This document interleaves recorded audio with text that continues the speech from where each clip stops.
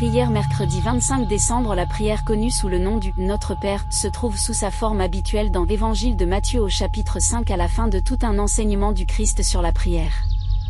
La version de l'Évangile de Luc, 11h02, nous apparaît comme assez différente et en fait surtout lacunaire, moins complète que celle que nous utilisons d'habitude.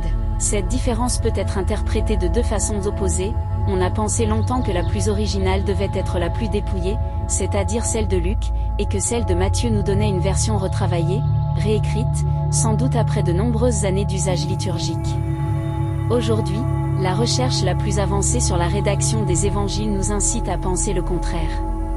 En effet, on sait que l'histoire de la rédaction de l'évangile de Quoi qu'il en soit, cette prière du Notre Père est le seul exemple de prière donnée par Jésus dans l'évangile. C'est donc un texte essentiel et unique pour quiconque s'intéresse à ce sujet. La première question est de savoir qu'en faire. Est-ce une prière à réciter, à répéter régulièrement comme un texte figé?